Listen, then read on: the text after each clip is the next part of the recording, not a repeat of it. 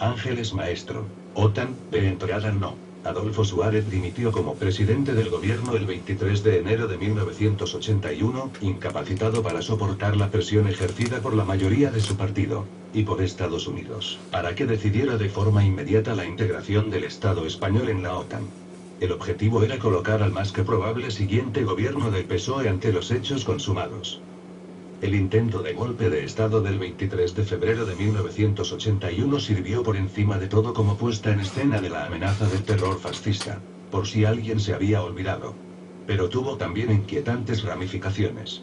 La más destacada es la preparación de un gobierno de concentración nacional presidido por el general Armada en el que participarían todas las fuerzas políticas parlamentarias, incluidos el PSOE y el PCE. Es obvio que los dirigentes implicados conocían con anterioridad la intentona golpista y dejaron hacer, precisamente porque la misma debía preparar el terreno para que ellos aportaran su solución. Como es bien sabido, los diversos escenarios contaban con el beneplácito del rey y eran conocidos previamente por la Embajada de Estados Unidos, quien se apresuró a declarar la intentona golpista como asunto interno 1.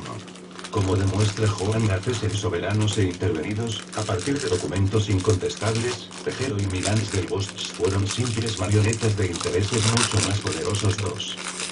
El 30 de mayo de 1982, el gobierno de Calvo Sotelo, apoyado por una mayoría parlamentaria que tenía los días contados y con una opinión pública claramente opuesta, formalizó el ingreso en la OTAN.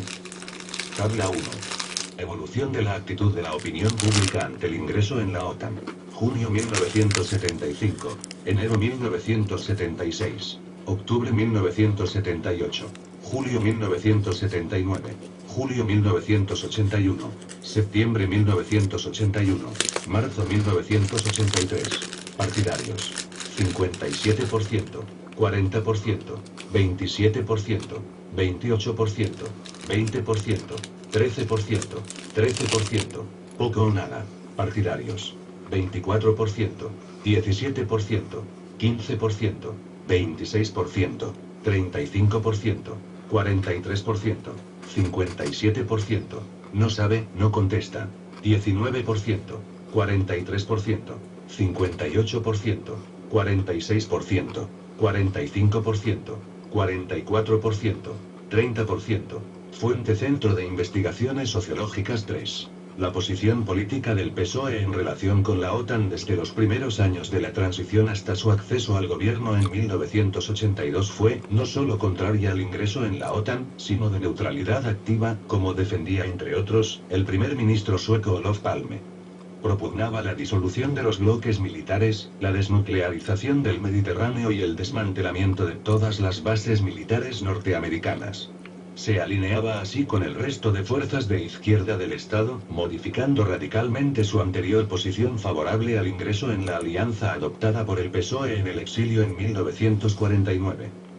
La victoria electoral por mayoría absoluta en octubre de 1982 tuvo lugar bajo el eslogan central OTAN, de entrada no, pero curiosamente el asunto de la OTAN solo aparecía en los últimos párrafos del último apartado del programa electoral dedicado a la política exterior de España 4. En él se planteaba que como medida inmediata se congelarán las negociaciones para la integración en la organización militar y en un segundo momento se mantendrá el compromiso contraído por el PSOE de convocar un referéndum para que sea el pueblo español el que decida acerca de nuestra pertenencia a la OTAN.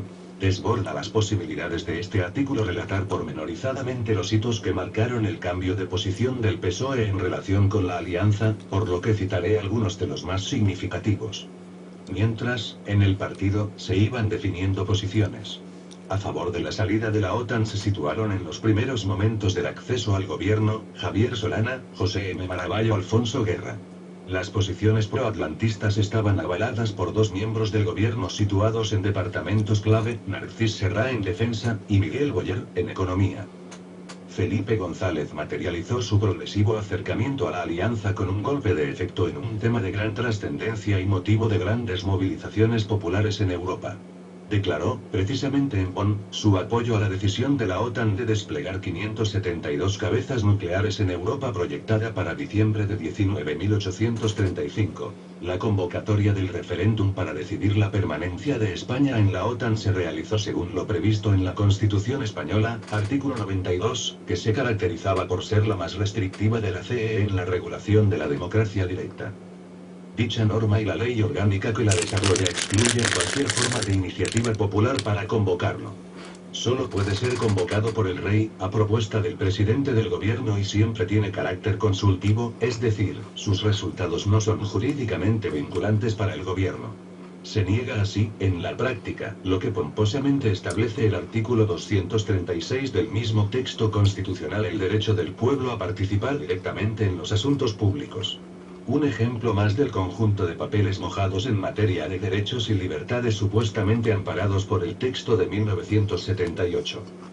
La OTAN, la televisión privada y el final de cualquier disidencia en los medios de comunicación. Uno de los elementos decisivos para intentar cambiar una opinión pública que de forma mayoritaria se posicionaba contra la permanencia en la OTAN, eran los medios de comunicación. La radio y la televisión públicas tenían, además de una plantilla de destacados profesionales, un margen de maniobra relativamente mayor que el actual para expresar opiniones no coincidentes con los objetivos del gobierno.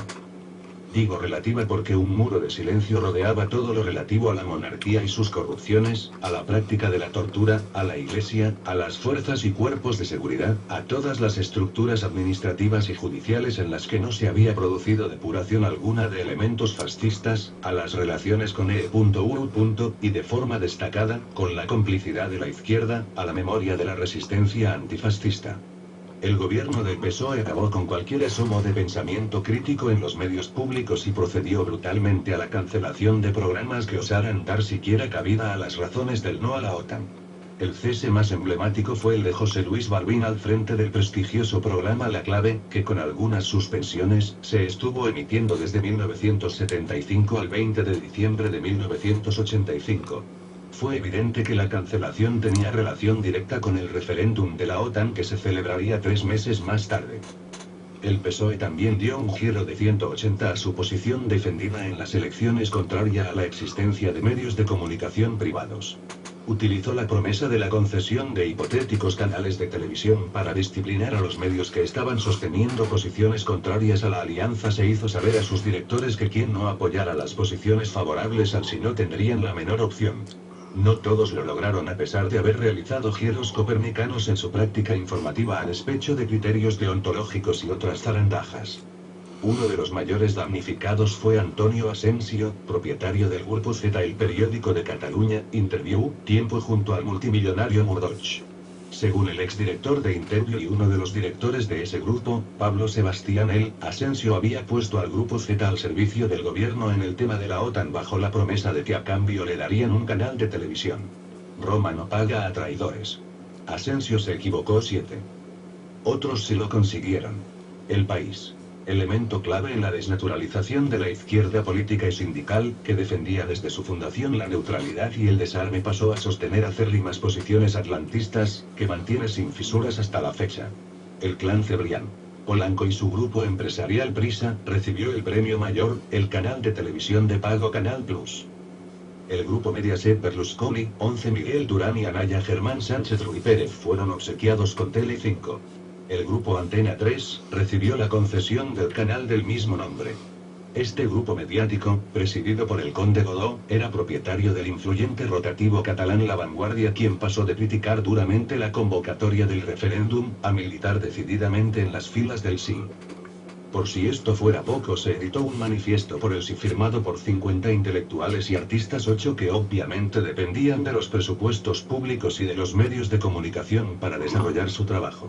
La dependencia directa del poder por parte de los grandes medios de comunicación públicos y privados, tuvo un antes y un después en el referéndum de la OTAN.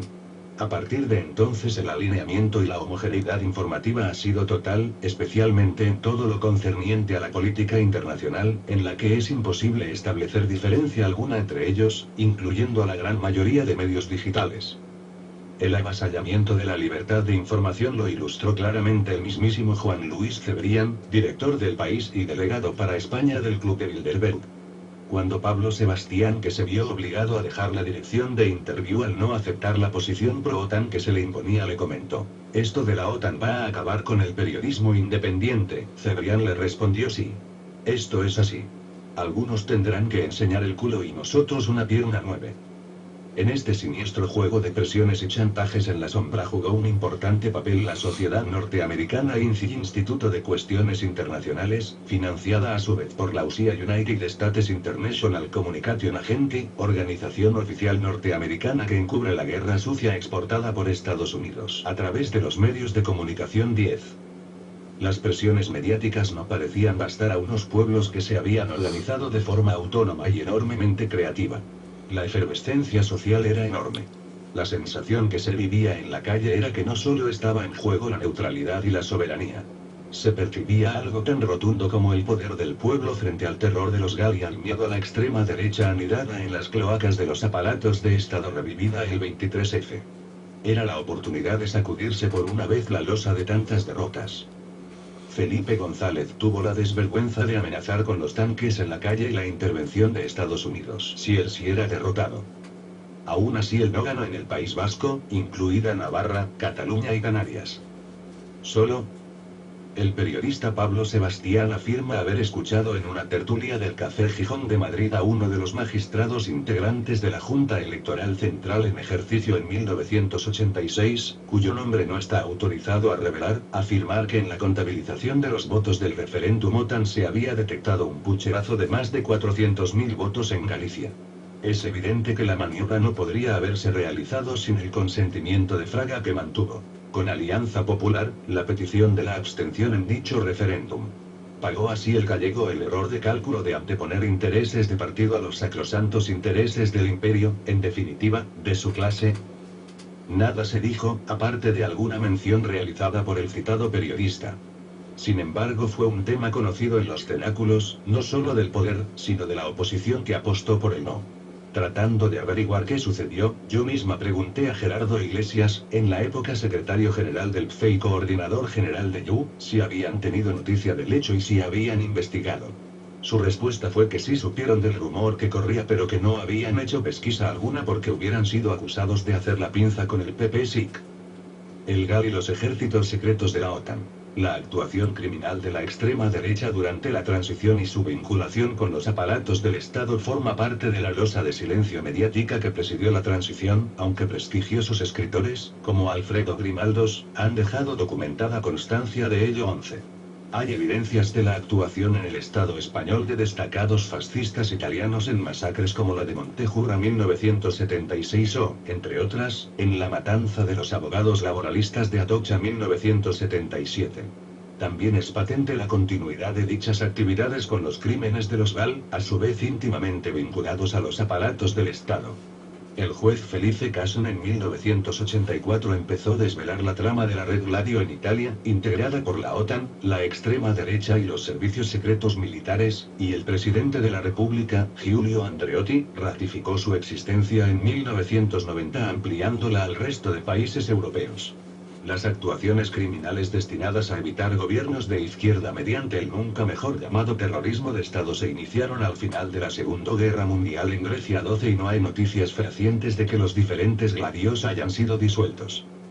Recientemente Ferdinando Imposimato, presidente honorario de la Corte di Casazione Tribunal Supremo de Italia en la Convención No Guerra, No NATO, celebrada en Roma en octubre de 2015 declaraba solemnemente 13. En las investigaciones que yo he realizado sobre las masacres que se han realizado en Italia, desde la de Piazza Fontana en Milán, a la de la estación de Bolonia, a la de la Piazza della Loggia en Brescia, a los asesinatos de mis colegas Giovanni Falcone y Paolo Borsalino y sus escoltas, en todas, se ha certificado que los explosivos utilizados provenían de bases de la OTAN.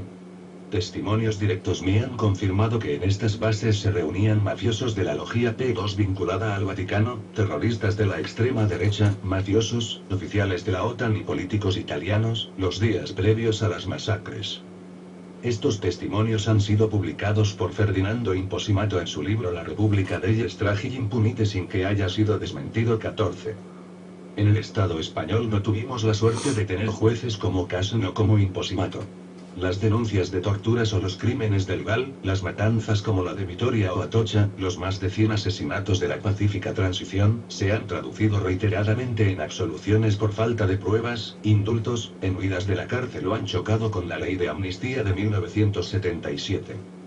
Y nada permite suponer que algo haya cambiado. En 1998 el juez Garzón era el magistrado instructor de dos importantes causas, la de los vuelos de la muerte de la dictadura argentina y la que investigaba el terrorismo de Estado durante los gobiernos de Felipe González, el caso GAL. En el marco de la primera y con una íntima vinculación con la segunda recibió la denuncia de Víctor Basterra, fotógrafo secuestrado en la ESMA Escuela de Mecánica de la Armada, que relataba la participación directa de militares españoles en los crímenes allí perpetrados, desde fines la década de los 70 hasta, al menos, 1983. La denuncia fue confirmada por el M de Defensa español, que informó del envío de altos cargos del ejército para recibir entrenamiento en Argentina y que estuvieron en campos de exterminio como la citada ESMA o el Campo de Mayo. Asimismo, el ministerio, en manos del PP a partir de 1996, remitió al juez Garzón una lista con los nombres y graduación de los implicados. El juez Garzón, tras llamar a declarar al primero de ellos, el coronel de la Armada, Cristóbal Gil y Gil, vinculado entonces a los servicios secretos de CER y en el momento de esta denuncia integrado en el IEE, Instituto Español de Estudios Estratégicos dependiente de la Dirección General de Política de Defensa 15, cerró el caso. No hubo más actuaciones a pesar de las reiteradas denuncias del coronel Amadeo Martínez Inglés y de que según nuestra legislación los tribunales son plenamente competentes para juzgar delitos cometidos por ciudadanos españoles en el extranjero. 16. Para finalizar, quiero dejar constancia de un hecho inquietante relativo al asesinato de Olof Palme, primer ministro de Suecia. El magnicidio ocurrió el 28 de febrero de 1986 y el caso ha prescrito sin que nunca fueran identificados sus autores. Las pistas siempre apuntaron a agentes de la extrema derecha vinculados a la CIA y a la OTAN, que habrían actuado para eliminar al más destacado político socialdemócrata, que denunciaba con firmeza las guerras imperiales, la política de bloques y se mostraba solidario con el Chile de Allende o la resistencia vietnamita. Olof Palme, pocos días antes de caer asesinado, había anunciado públicamente que viajaría al Estado español para participar personalmente apoyando la campaña por el no a la OTAN.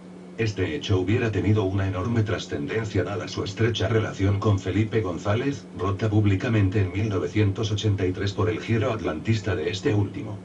Lo que es absolutamente desconocido es que las investigaciones oficiales suecas por el asesinato de Palme siguieron, entre otras, lo que denominaron como pista hispana, tal y como afirmó el secretario de Estado de Asuntos Exteriores sueco en el transcurso de un homenaje a Camilo José Cela celebrado en la embajada de ese país en Madrid en 2003, al que asistía también Pablo Sebastián. Como puede verse, las cloacas del Estado mantuvieron la continuidad de su estructura y de sus acciones desde la muerte de Franco y tuvieron una actividad intensa en todo el período previo al referéndum de la OTAN.